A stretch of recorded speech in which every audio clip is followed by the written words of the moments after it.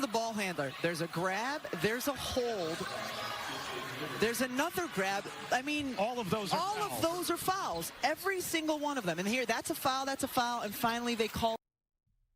And finally, they're saying the quiet part out loud. It's a little bit hard to see. She's literally grabbing her arm. It's insane. And none of that was called. Finally, at the end of the one play, they called the foul because it was like indisputable. I mean, she got whacked on the arm and then gets hit to the ground. But they weren't going to call any of the other fouls leading up to it.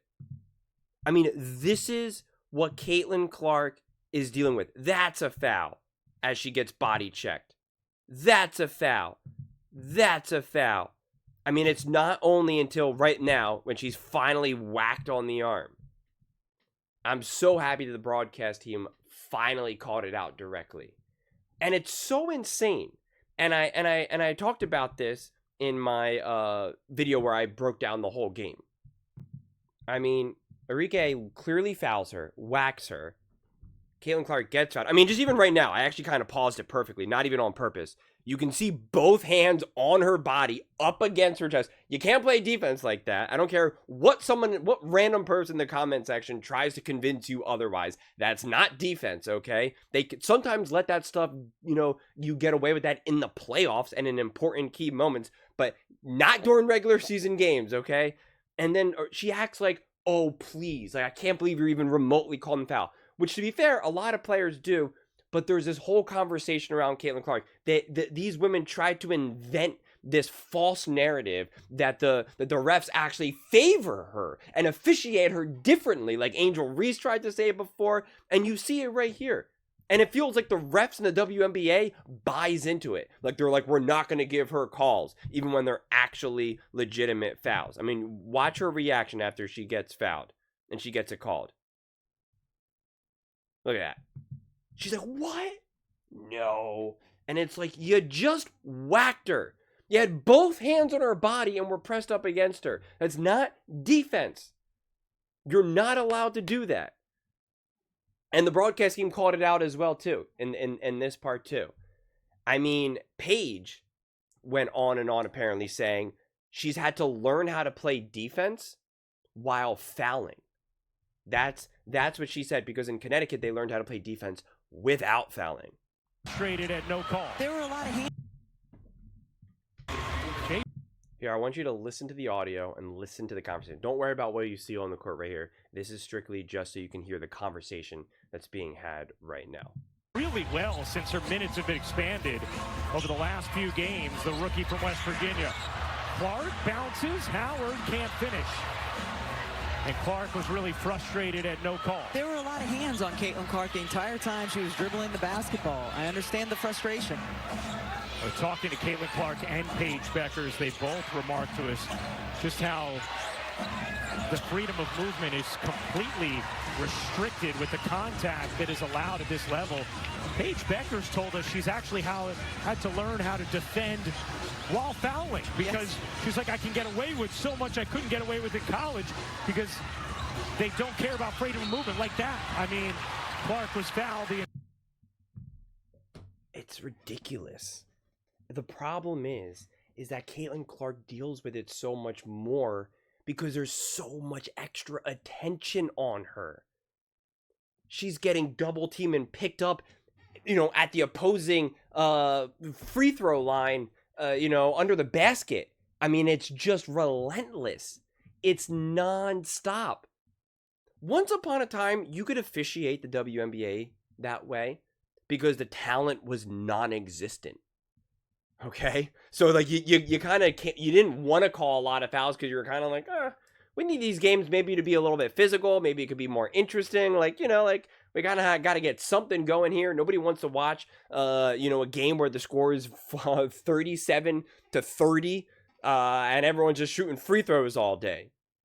But when you actually have talented players like Caitlin Clark, like Paige, you got to let them do their things. Let basketball be exciting. Let it actually be the game of basketball. Follow what the NBA does. Okay? They laid out the blueprint for you. It's right there for you. Just copy and paste. That's all you gotta do. Just copy and paste. My goodness. You're hurting your own product here.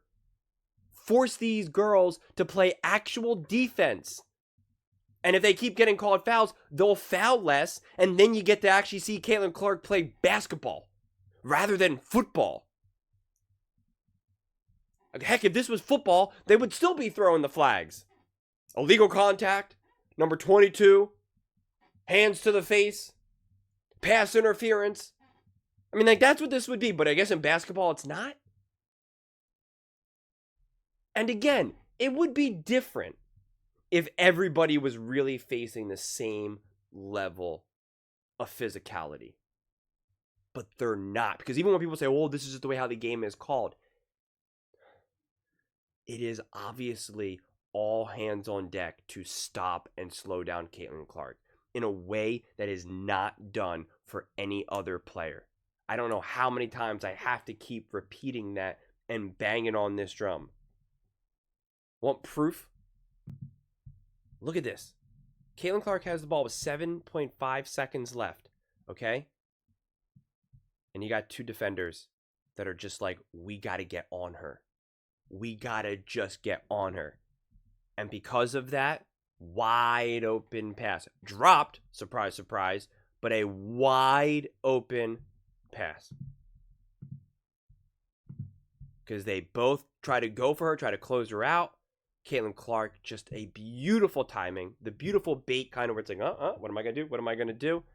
And look. Look at that. Wide open layup. But she fumbles the pass. Boop. Okay. Caitlin Clark is getting attention 365. Double teams relentlessly. The physicality is non-stop.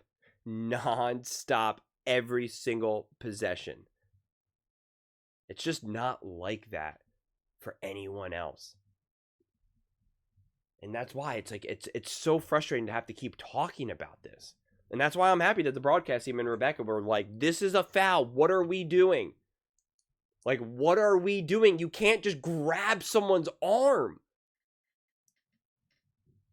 I mean, I made a video the other day saying, like, Caitlin Clark's being fouled nearly every single possession. You actually had people in the comment section be like, yeah, right, what are you talking about? It's defense, it's basketball. Don't let anyone try to trick you in the comment section. They can be convincing sometimes. They can be convincing sometimes. Sometimes you're like, oh, am I wrong here? No. No.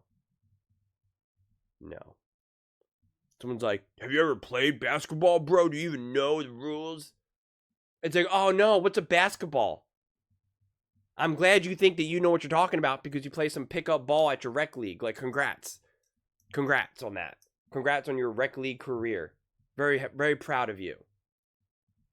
Like, no, man, this is what basketball is all about. Physicality. It's like, okay, sure. Sure. That's why they don't even call this way in the NBA. It's just, it's such a shame because they're harming the viewing experience. I don't want to see people shooting free throws all day either. And I'm okay in the playoffs when things get more physical. But SGA's not officiated this way. Steph Curry's not officiated this way. LeBron James isn't officiated this way. So why is Caitlin Clark officiated this way? Answer me that question. Answer me that question. Those are just my thoughts. I'd absolutely love to hear yours. What do you guys all think about Caitlin Clark being fouled relentlessly? And finally, we got people who are in a lot more position of power than I am, certainly, speaking about it, being loud about it, pointing it out. Let me know in the comments below. I read every single comment. So whether you agree with me or disagree with me, either way, let's get in some discussions. Let's get in some fights. But ultimately, let's just have some fun. And please do consider subscribing. We are building an amazing community here and absolutely love to see you part of it. I want to build something that we all genuinely feel connected to. Something that we're really excited to be part of. I think we're on our way to doing it. And please don't forget to give this video a thumbs up as it really does help the visibility and the algorithm. Thank you so much. See you next time.